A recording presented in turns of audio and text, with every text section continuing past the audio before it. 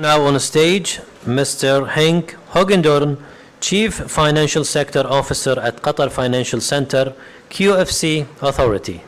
Welcome. Thank you.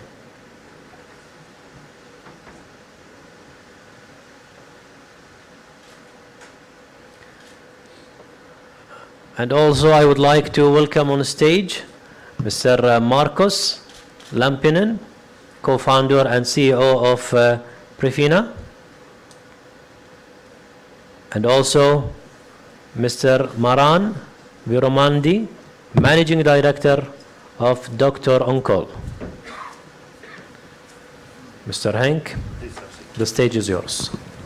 Thank you very much. I have two gentlemen, very exciting experience and a story to tell next to me. Maybe it's good to tell a bit more than just your names. So maybe can you just in 1 minute do a presentation on yourself? Absolutely. I think you have one here.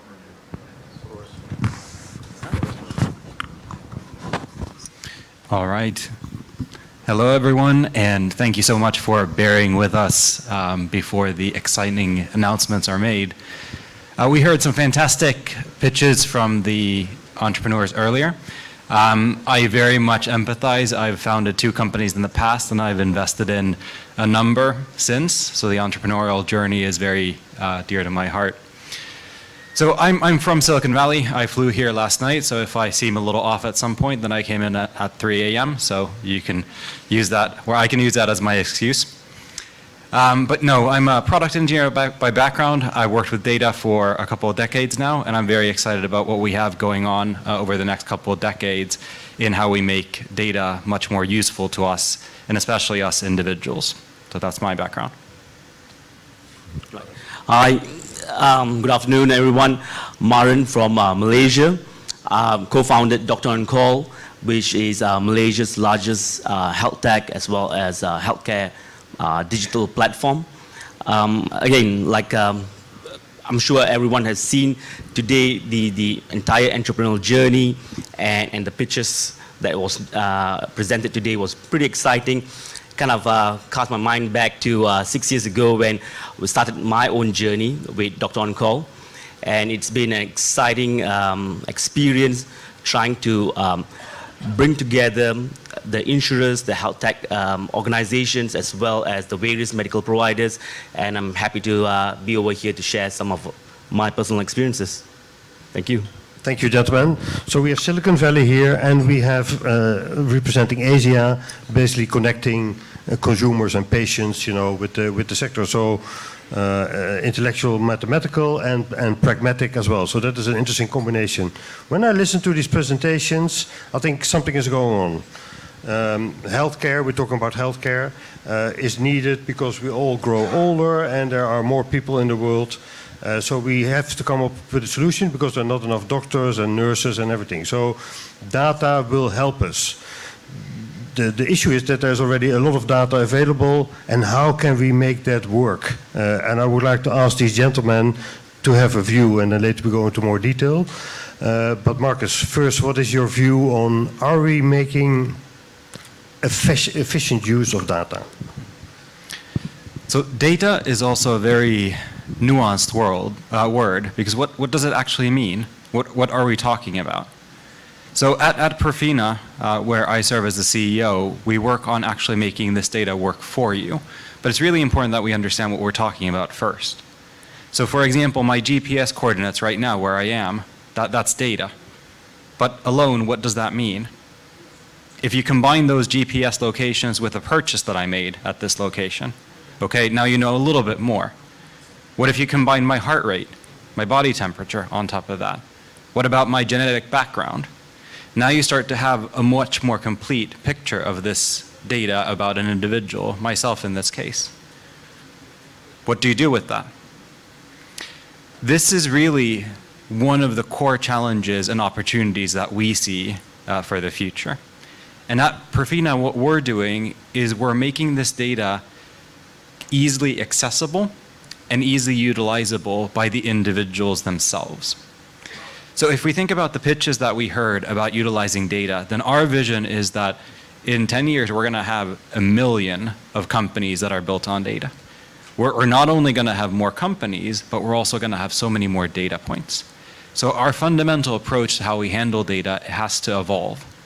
From going from this model where we're always sharing all of the data points from one company server to another, then can we come up with a more decentralized way where the individual themselves can bring their own data to applications where they go?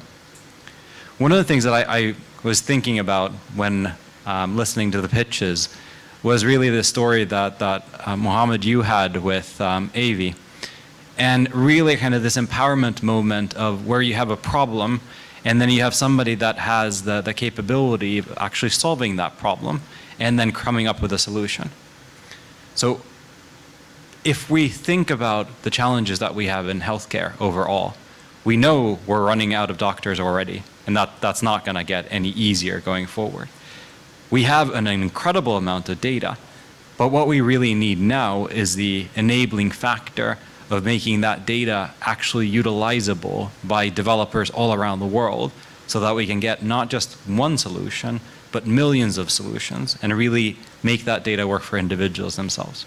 But this is not an easy task. So there's a lot of complexity with working with data, but that's the reality of where we'll need to get to. Okay, thank you. So making data individual and coming up with solution is important. So DoctorOnCall, I'm sure you have daily these situations where individuals, you know, have a need for help. And is that in the daily practice also working? So what are your views on the good use of data? Right. So, you know, taking a step back and trying to understand how data comes about in the healthcare profession, we need to acknowledge the fact that data currently, in many cases, reside in a very siloed, very unstructured, and in a manner that is not really accessible and not really usable by the data analysts in the case of healthcare.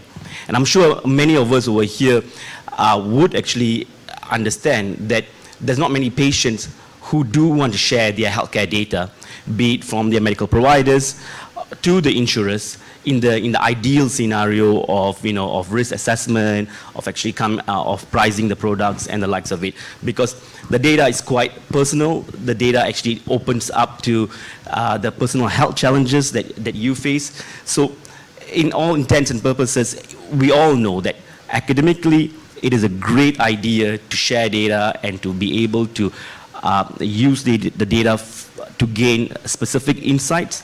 But from a practical standpoint, it is fairly challenging to actually create those infrastructures to allow for the data to be, you know, shared and to be in a seamless manner.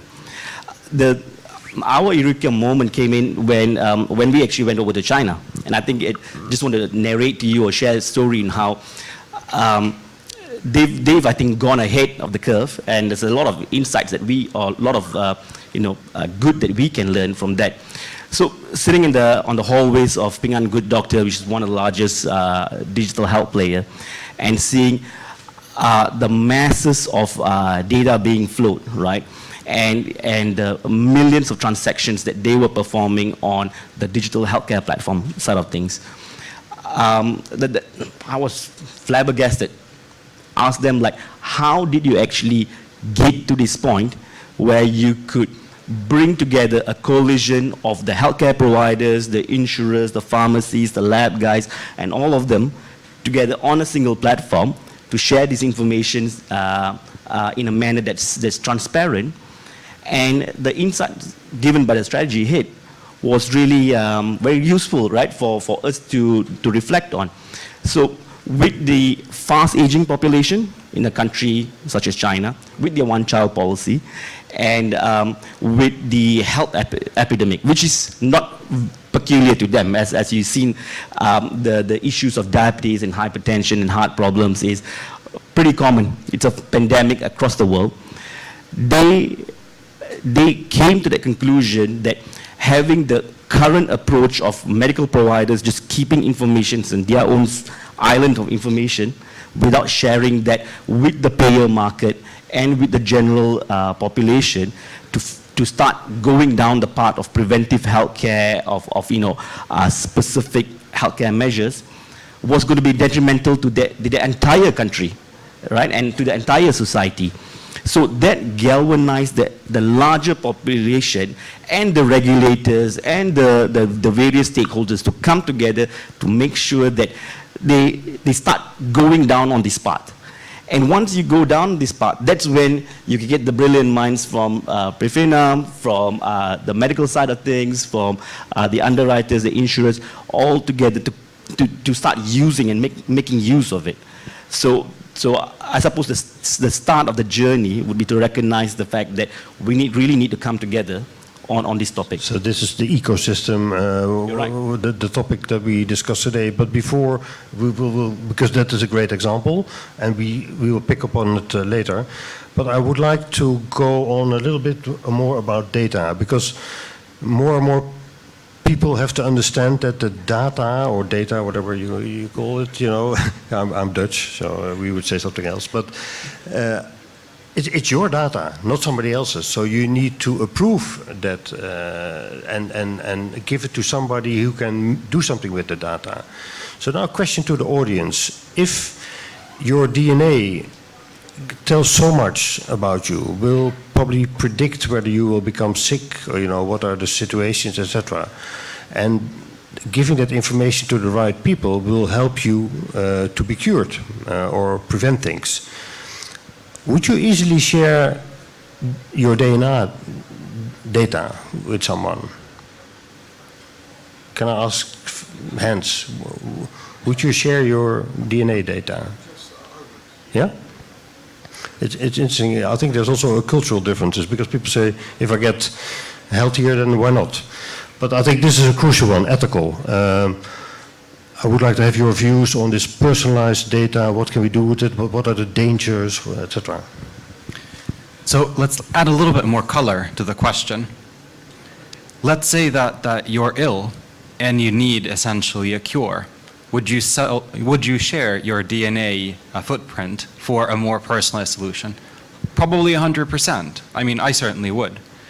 Now, yes, there's some credibility factors, not to everybody. I would certainly qualify who I'm sharing this to. Now let's take another example. Based on your genetic footprint, you're probably going to have a predisposition toward certain type of music. Would you share this with a media company, your DNA data, to get personalized music recommendations? Probably not 100%. So it's also very much a spectrum. If you start thinking about the DNA information overall, where, for example, I mean, we love working with companies like DoctorOnCall and brilliant minds that are building different types of individualized value from this data. Genetics is a very powerful thing. So, for example, we work with a number of companies that start with a genetic sequencing, and then based on your risk markers, they essentially put you on different types of testing paths. If you're predisposed for type 2 diabetes, then it makes sense to be tested more often and have more of a feedback loop on type 2 diabetes. If you're not, then it's probably not something that you need to be screened for every 3 months. Now, genetics is also a very complicated area, because if you as an individual give an organization rights to your DNA to develop something, now you have a very complex legal agreement between you and an organization that pertains to your DNA. If they do something based on your DNA, can they patent it? Did they just patent some part of your DNA or a derivative of that? And these are things we do not know the answers to. But what we're advocating at with Prifina is that sharing data is also not binary. So in our model, what we're able to have companies and developers build is individualized applications that essentially can run on very, very sophisticated data sets that individuals have without ever sharing any data. So if you think about the question of personalized music recommendations based on genetics, I'll add even one more dimension. Would you be willing to share that with some company that's making a profit off of music recommendations based on DNA? I wouldn't. But if you had a way of using it yourself, if you have a way of you yourself essentially looking at, hey, what does my genetics say about my music preferences? Would that be cool? Most likely that would be entertaining and interesting. So if you take the sharing element away, what if we could actually utilize our data without ever handing over access to anybody? So this is also where I'm 36 now, and I'm on my third company, and I noticed that doing a 24-hour travel from Silicon Valley here, it kind of weighs on me a little bit more than it did 10 years ago. But I also noticed this aspect that when I think back to when personal computers came and I was hacking away on my computer, then I mean, I wasn't sharing any data or anything anywhere. And I think the interesting aspect is that the internet, where we ended up today, where we're just giving up all of our data to every single application developer, that's a series of choices that we've made along the way. But that's not the choice that we need to make for the future, at least not in all use cases. So sharing data, for example, genetics data, for the sake of, let's say, curing certain type of childhood diseases, absolutely, fantastic use case. Sharing data with DNA data with every single application developer that asks for it, probably not the way to go. So there's a lot of nuance in terms of the type of applications that we build and also the type of uses that we have. But one of the things that we were talking about earlier is that handling something like DNA data is also not trivial. I mean, DNA data is lots of genetic markers, things like circadian rhythm offset. And that's things that require a lot of not only cleaning, but a lot of domain expertise. And this is where this ecosystem comes in, that I'm just a simple software engineer. I don't know how to interpret and build on genetics data. So I need some guardrails. And this is where essentially we need this ecosystem kind of come in and figure out that, okay, we have these incredible data sets, but what are we going to do with them? And I think one of the things that I've learned from being in Silicon Valley now for a little over 10 years is that the ambition level of our thinking, we need 1,000 times what we're thinking about. Because every single year that we think into the future, then the possibilities of what we can actually do with this type of information, it just increases. And you guys have been working on DoctorOnCall for a number of years, so time also goes very quickly. So yes, it goes sometimes very slow, and there's a lot of work to do. But 10 years will go like that. And the question of what will our use of data look like then, that's something that's just a series of choices that we make with an ecosystem of partners getting there. So actually, that's true. So from all the way from 1,000 kilometers Silicon Valley to the practice of helping patients.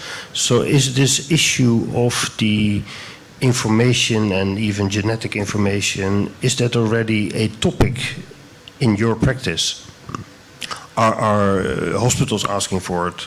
Are insurance companies asking for it? Because then they can not accept the customer or whatever. You know, what's happening around that space? Well, I think that's a horror story that everyone imagines, right? Of the fact that you're going to be unfairly penalized for reasons that's beyond your control.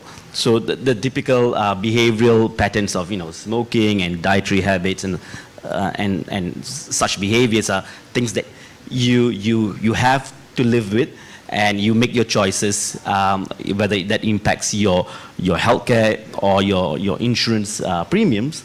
But when it comes to DNA topics and things that you started your life with and unfairly penalizes you or adds up to the bill, is really a challenge that weighs in the mind of many people, and they're so fixated over that we don't even take the first step, right? Also, another practical point to address is the complexity that Markus was talking to. We've run a couple of pilots in which we tried taking DNA data and providing to the medical providers, and we forget that it's a very, very long loop between the data scientists translating that information to something that's actionable and that's really practical to the medical providers, be it the doctors, the pharmacies, and the lab guys, to actually translate that to the patients. And there's another layer over there for the average Joe out in the street to actually interpret that those insights to something that's practical from their perspective. So we ran a little bit of a pilot with Prifina, and to use the information, it was a really simple exercise, right? But what we gather is that this exercise helps us go beyond those siloed walls in which we could gather information from the various devices that they have pulled together, and come up with a dashboard and come up with clear insights, which is a lot more practical. It is still on the pilot stage. A lot more practical to the persons out there, and through the work that we have with our medical providers, it's something that we can actually really gain a lot of value and provide a lot of value back to the patient. And so a lot of the mundane topics about data cleansing, putting it in a structured manner, in a nomenclature that's easy for us to use and transpose across, we typically forget about it. But the topic of data being the new oil has been something that's been bandied about for the last decade or so, and it's really haven't come to fruition in many parts of the world. And for healthcare and insurance, it's who are typically the most conservative of users of, and you really have a lot of regulatory barriers to overcome. It's not going to be easy for us from this side to actually start using those data. Yeah, so interesting. Let's go to the ecosystem then, because we have seen AV presenting a self-diagnosis kind of solution, and pretty sure that people like to work with those kind of apps, specifically if they give accurate data. Then they come to a doctor and say, I know already for 80% sure what my problem is. So is the ecosystem, the question to you, is the ecosystem prepared to accept the data? Are doctors and hospitals already using it to the best extent? Or is there still a sort of old-fashioned way, say, we want customers in, pay them, get them out or something? So is the sector or the ecosystem ready to make advantage of the developments? So again, going back to the experience over in China, right, and Silicon Valley, and seeing how they've made a lot of headway in terms of the use of AI and machine learning to arrive at diagnosis, and many parts of the world really, with the talent and with the brilliant minds, being stuck and unable to actually make the first step. Suppose the most practical of things that we have to acknowledge is the whole idea of incentives and who gets paid to do what. So even as an ecosystem player, when we tried to put together the medical providers, the specialists, and all the folks, they had very open discussions with us. Is the AI doctor going to replace me? I didn't go to med school for years and come to this point and get millions of dollars paid to me only to be replaced by an AI doctor, however good that machine is and whatever the accuracy is. And similarly, if from an insurance perspective, if an agent is going to be replaced by an AI bot that proposes a more customized, personalized insurance product, you're going to get, you're not going to get too many happy people coming for your Christmas party for the creations that you have done, right?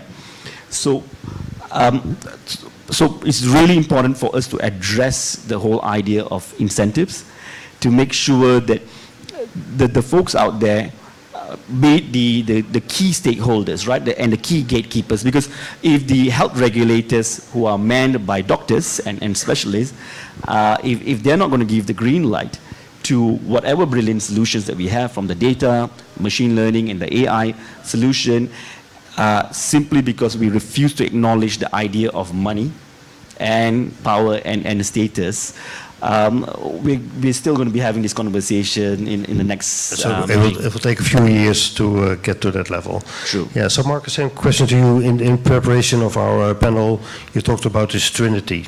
So I think this is probably something that has to work. Can you explain the Trinity model, and how will the ecosystem have to learn to make use of these developments? I think one thing that's personally been helpful for me to think about markets movement is past kind of trends and how they've actually panned out.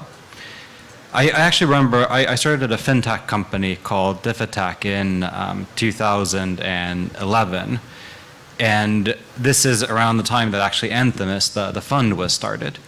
And I remember talking to a number of venture funds at the time, 2010, 2011. You know, everybody had great experiences during the financial crash, so not the happiest conversations then. And everybody, all of the major funds, all the major banks were saying that fintech is never going to be consumer first. Like, it's not going to happen. It's not in the cards. And I mean, we know today that the Wises of the world, the Revoluts, and all of those came out of that. So that was clearly wrong. Why? Coming back to the incentives and coming back to essentially the blind spot, it's very hard to see disruptions in your own backyard. That's something that's very, very hard to essentially get that type of clarity in terms of where your own market is going. Now, what typically happens is that the innovation does not necessarily come from those incumbents, not at least in the first wave, but it comes from the ecosystem as a whole. And that's why collaboration and co-creation is so critical, so that we get everybody essentially coordinating and working together. The way that we see this is a trinity of sorts, that we have individuals at the top where essentially all of this data is, I mean, it's your data at the end of the day, it's data about you. And then it's different types of services that you use. That can be going to the physician, that can be using an AI bot diagnostics tool, but it's all the services that you use. And then on the third corner, then it's all the companies and the developers that build those, that interface with you, the individual, as well as the products that they create. I think one of the things that we're very excited about is more individualized AI going forward. Now, we can get into a very technical debate about what is AI and what is ML, and that's something that we can keep outside of this discussion. But in a way, the way that we see this is we should be able to capture value from our own data. And it's almost, if you fast forward long enough, it seems almost impossible to imagine a future where you don't have your own AI. And I'm not talking about one AI, I'm talking about millions of your own AIs that actually run on your own data, that end up representing you, yourself, in your interest. Talking about incentive systems, then hospitals and providers are going to have their own interests for sure, but shouldn't you be able to have your own? And sometimes these align, and sometimes they don't. That's okay. That's part of an ecosystem that we need all sorts of different types of applications. But let me also kind of break it down into a very practical thing, because talking about AI it's sometimes vague, you know, vague and ethereal. But we have a developer that took a couple of very simple data points. They took your purchase history, what type of shoes you bought specifically, and then they took the data points from how much weight you spend on both of your feet. So what your phones, they measure how much time you spend on your left foot versus your right foot. What is the cadence? What is your tilt? What is the roll of your foot? All these different things. We already have the data. So they took those together, and then they created a shoe break-in app, which is an AI knee doctor, effectively. What it does is it looks at, okay, Markus, you bought new running shoes, and 2 weeks from now you're still walking funny. That these shoes aren't for you. You should return them and buy other shoes, or you should see an actual knee doctor. That's an example of an individual AI. Very focused on very, very specific behavior. Watches for your baseline. What are your feet supposed to be doing? What are they actually doing with these shoes? And then after that, they suggest some type of action. No data sharing, nothing. It's just you looking at your own data and kind of wondering that I knew that these shoes felt funny somehow.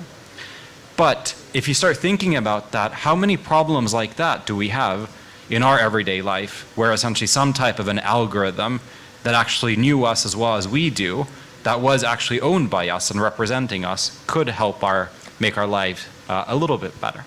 Then it's not one, it's millions of different types of applications, opportunities that we have. And for me, I think it's unrealistic that these wouldn't emerge. The question is rather that how can we have the right type of framework where we can actually ensure that the incentives are aligned with what we want as individuals? Because that same shoe buying break-in bot, it wouldn't be nearly as valuable to me if it was trying to sell me Adidas shoes, for example. But if it's looking after my own needs, then I'm okay with that. Okay. So we're heading to the last question, and listening to this, you know, if you have to choose between millions of apps, you know, where to choose. It is sensitive data. It can help you. It can help countries, regions, you know, populations. Should the regulators take more control? Do you expect different behavior from the insurance companies other than making money and etc.? So I think each one of you comments on that question, and I think we have 2 minutes each. Is it? Max. Well, yeah, I'll do a quick sharing. So for my part of the world, we've gone head on head with the regulators through the court systems, as well as through the sandbox and various forums. So effectively, they've taken us to court, we've taken them to court, we then settled down in a sandbox, and now we are, you know, a part of the official healthcare experience. And that really didn't serve any purpose, really distracted a lot of people, and kept the founders as well as the team distracted. And I would like to wish if you know, Qatar as well as this part of the world is starting on this journey, for them to try to avoid the pitfalls of actually having a very unsophisticated and immature conversation on data protection and personal data privacy, all in an effort to trump over the health tech ecosystem. So the candid answer would be that the role of the regulator would be to understand all the nuances and the specific challenges, but to have an overarching understanding of what the Chinese example, using that example, right, that there's a bigger goal that we would like to solve, and it can only solve by having the largest of the insurers and the healthcare players coming together with the brilliant minds from the tech world and the digital world. And there's a fair bit of learning that we can do from other geographies in terms of how we control that, how do we create sandbox to allow for innovation, but in a way that's going to be really positive. Thank you very much. And I think it's definitely helpful to start from the end goal. Like, where do we want to get to? And this is a life and death question. We can save millions of lives and increase the quality of life by utilizing this data in a better way. Safeguards, privacy concerns, and all of those we absolutely need to nail right, but that's the end goal. We're talking about life and death.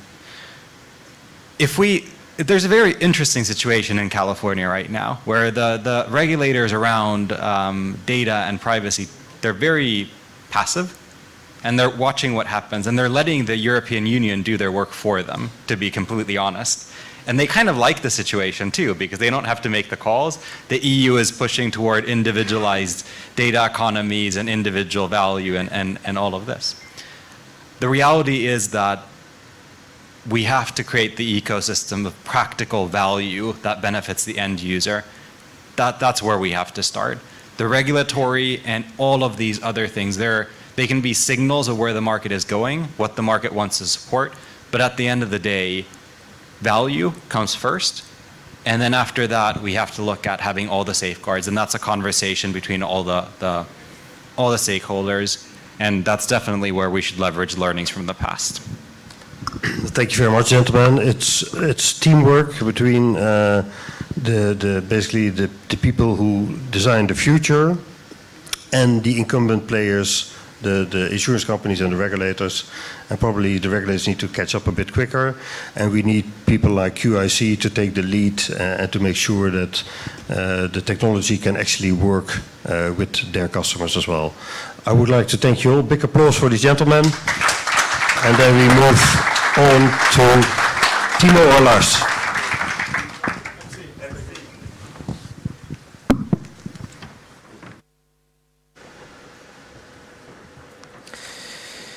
Thank you all for this great panel discussion.